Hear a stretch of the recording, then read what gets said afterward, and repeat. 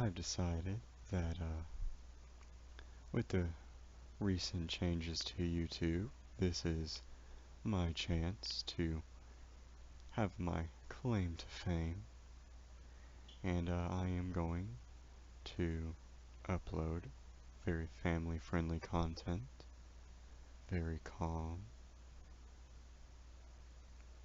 and so I thought that perhaps for today's video, I'll be showing you how to draw a smiley face. So you're going to want to open your favorite or most preferred image creation, image editing software. Choose a tool of your choice. It can be any tool you like. You could use the airbrush. You could use the natural pencil. You could use the marker. You could use the calligraphy brush too. You could use calligraphy brush 1. You could use crayon if you want. You could use a watercolor brush. You could use an oil brush. Or you could use brush. There's also a variety of different shapes you could be using, such as the line, the curve, and of course the rectangle. There's also the classic pencil tool. And as with all of these, you can change the size between 1 pixel, 3 pixels, 5 pixels, and 8 pixels. For this tutorial, I will be going through a variety of different ways to draw smiley faces. Though this is a family-friendly video, I want to encourage everybody to find their own path, their own way of creating a smiley face that they will enjoy. So for this first smiley face, I'm going to be using the classic pencil tool on the 1 pixel setting. And I'm just going to start right here. You can start wherever you would like. You can also make this whatever size you would like. You can make it this small if you'd like. And if that's a bit hard to draw in, don't worry. You have this magnifier tool here. You just click that. Then you want to click in here. And if you keep clicking, you'll find out that it's suddenly much easier to draw. Amazing. And if you want to zoom back out and say you've accidentally made this a bit too small to where it's hard to click in there, you can use this to zoom in and out to whatever setting you would like. I prefer 100%, nice and consistent with what other people may see. So let us begin.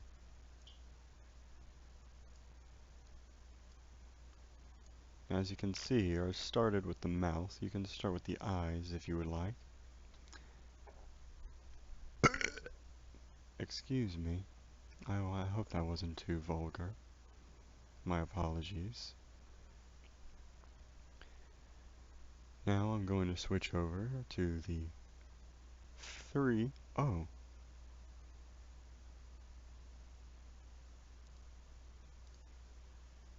Well, isn't this a surprise? It turns out that when you switch to the pencil tool, the sizes change as well. I hope that wasn't too jarring, and I apologize. So let's use the 2 pixel size variant of the pencil tool. Start with the mouth. As you can see, the lines are a bit more thick than the original smiley face, the very first one we drew. And that is because every line that you draw is not 1 pixel wide, but is instead 2 pixels wide. And as you can see, it's all based on the bottom right pixel.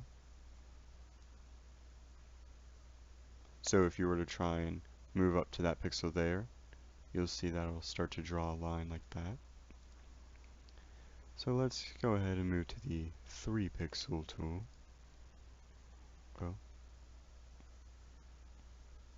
Oh, the Pope is online on Skype. Neat. Anywho, let's draw another smiley face here. Now, as you can see, this one has much more pop to it, I guess you could say. You don't want too much pop, if you would like. It can startle some people. But I personally believe this is a decent amount of pop. It's good for maybe outlines. And we will get into it later in the video, but there are advantages and disadvantages to both the pencil and the main brush tool. So I'm going to go here to the 4 pixel variant of the pencil tool.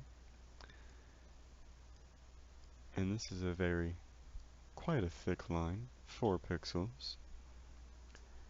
And it's only when you use the pen tool do you truly see how big of an impact a singular pixel can have. Each of these dots is a single pixel, and we are here at 100%. So yes, these are smiley faces drawn with the pencil tool at various sizes, using the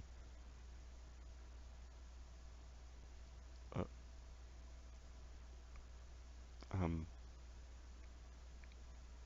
uh, I don't know if I'm allowed to say the name of the color. The color where you set red to 0, green to 0, blue to 0. Here we go. 0 luminosity. That is what this color is.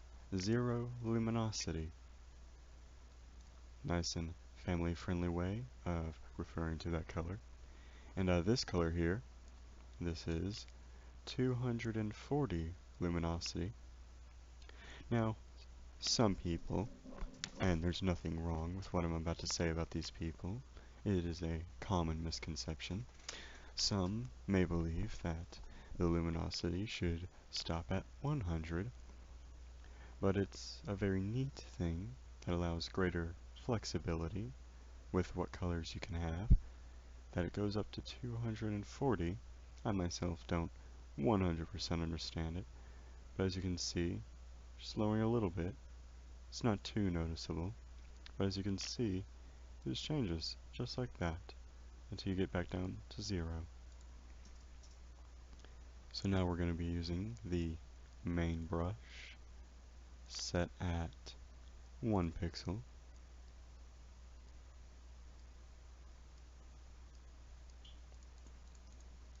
Now there's not too much difference between the brush at 1 pixel and the pencil at 1 pixel, but if you look very closely, you can see these little pixels here aren't 0 luminosity. Now why is that? Well, it is because the brush tool is meant to work akin to an actual brush, and the brush wouldn't have the hard edge that a pencil would, or at least pencil in terms of this program. It is meant to blend into the color you are placing it on top of. For example, let's go with a nice calm blue.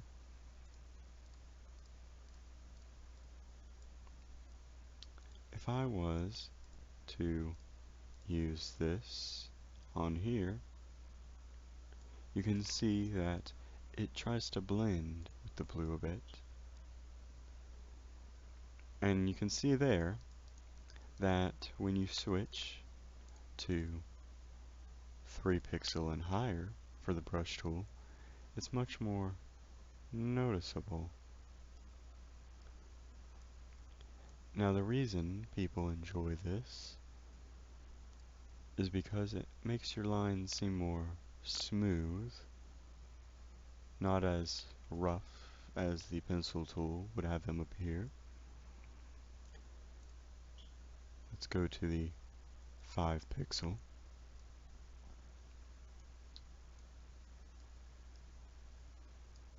And let's go to the 8 pixel.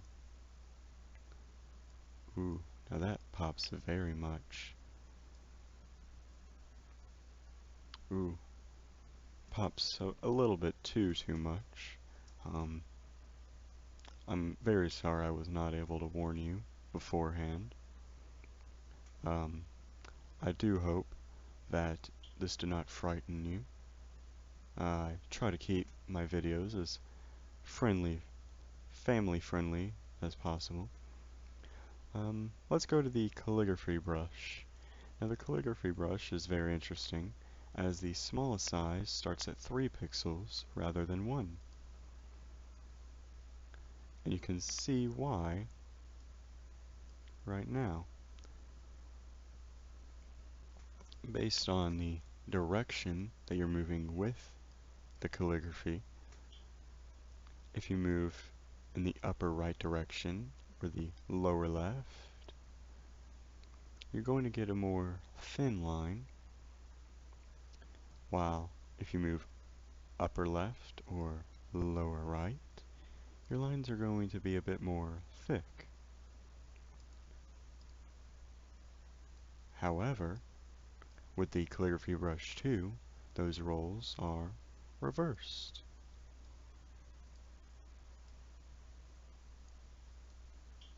Isn't that fascinating?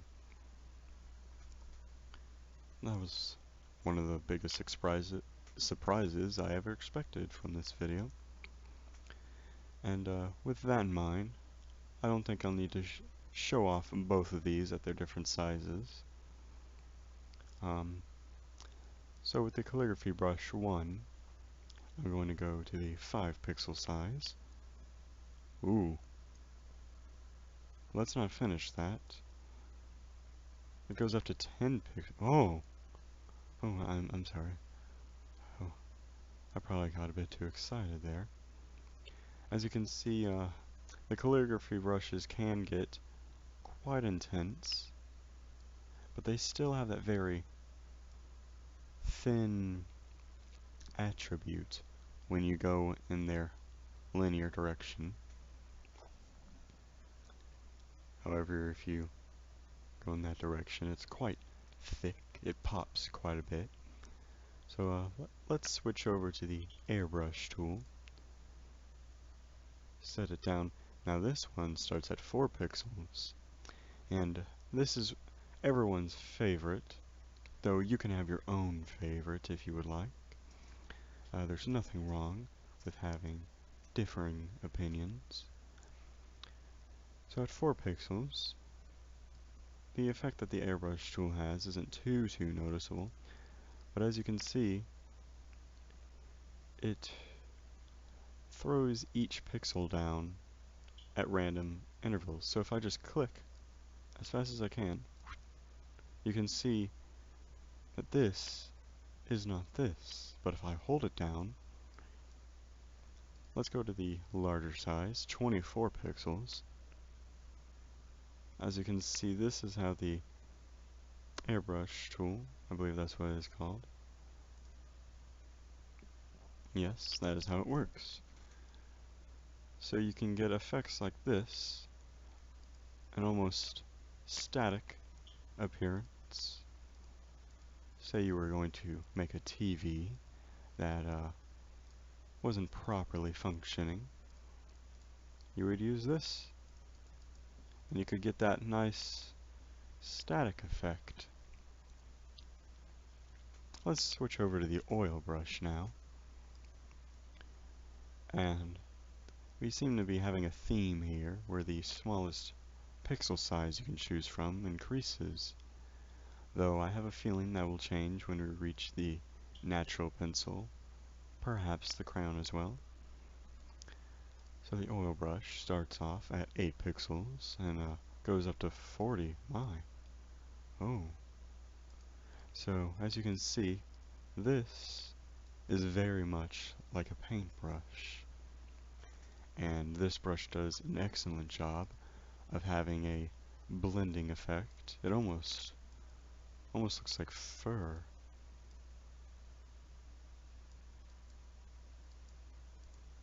Now, with this brush, you're more likely to go with quicker strokes rather than something slow, though you can do whatever you like.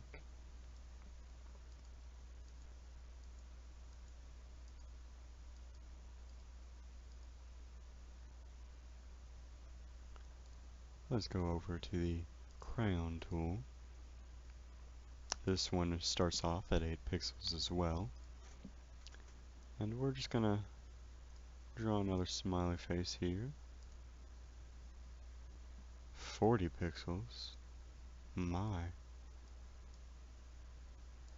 As you can see here, the crayon tool does another one of those nice effects where it tries to blend in with the color behind it while making it look as though it were actually drawn with a crayon. It's a very neat tool. If you wanted to perhaps say make it look as though you had a children's drawing.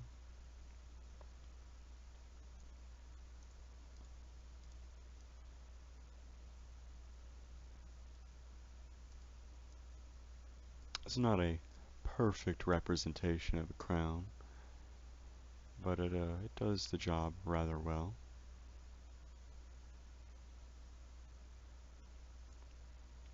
And you can see here, this looks akin to some of the first drawings someone would make if they were using a crayon.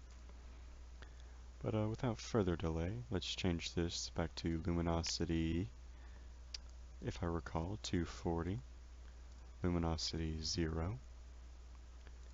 And this one starts off at 8. This is the marker tool. Now the marker tool also does the blending effect, but it does it in a different way. As you can see, the opacity, let's switch to 16 pixels. You can see that it is not luminosity 0. What the marker tool actually does is it reduces the opacity of the color. So every single pixel will blend into the background to a certain degree. But if you were going to go back over the line, the opacity is added on to what was before it, and so on. If you continue to do this, you would get back to luminosity 0. So this is good for perhaps shading. As you can see, trying to go back down will result in that. So, say you wanted to have a ball,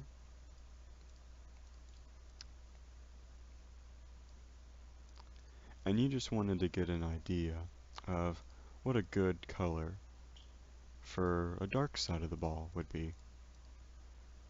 Well, what you could do is come in here with the marker tool, and then you would select the color picker tool, select this color, then switch over to something else such as the pencil tool, or maybe the marker tool, not marker, my apologies, the brush tool, and you would just go over it like so, and then you would do this. And it's not the perfect shading. If I spent a little bit more time on it, it would look better. But I hope this gives you a good idea of the methods I'm trying to convey with the marker tool. Of course it has other uses, but this is mainly what I have used it for. Now let's switch over to the natural pencil, and we're back down to 4 pixel as the smallest and 10 as the largest. So if we switch back to luminosity 0,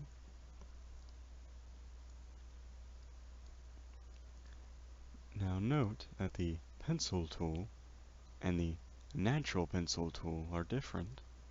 The natural pencil tool is meant to simulate a real-life pencil, and as you can see it does this very well, simulating the effect of graphite on paper. Not lead, of course, as pencils no longer use lead.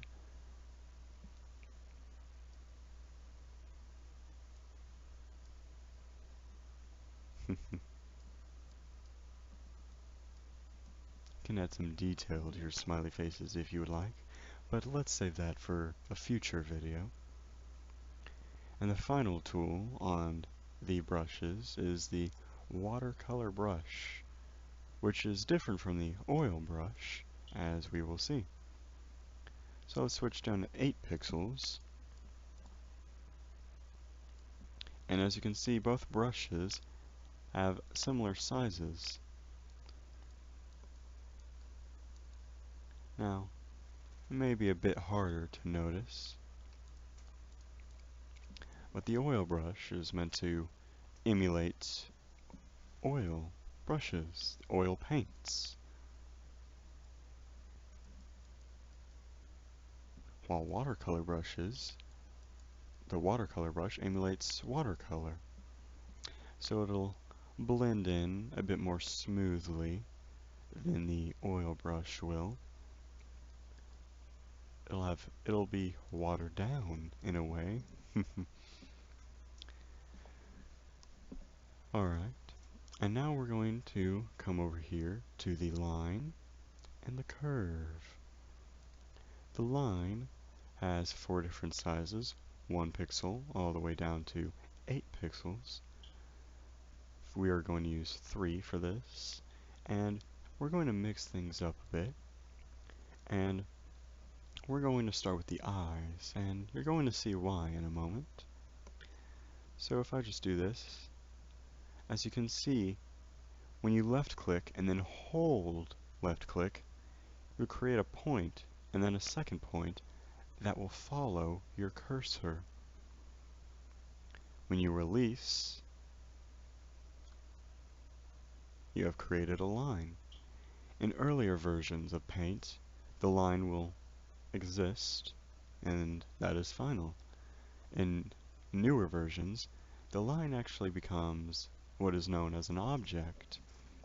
When you create the line and you mouse over it, your cursor changes to 4 arrows. If you hold left click on your line, you're able to move it. When you find a place that you like it, or perhaps if you want to adjust one of the points, once it's all nice and good though, you can click somewhere else or select a different tool, and the line now becomes permanent. So I'm going to create another line here, and this tool is useful for creating very straight lines, lines exactly how you need them to be, as opposed to the pencil tool where you might stray from where you would like it to be. And now we're going to come over to the curve tool. And the curve tool is very unique. So you're going to want to start here and go here.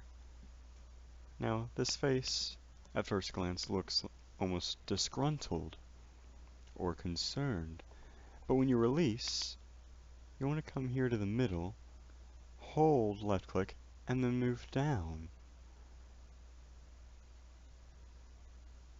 Isn't that amazing? And it's still an object in a way right now until you select a different tool.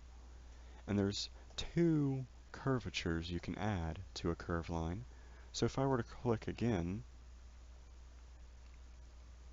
I can make the smiley face look rather confused or rather silly. But we're going to settle with a nice classic smiley face. And then finally, the curved line becomes an object that you can change the size of and move around.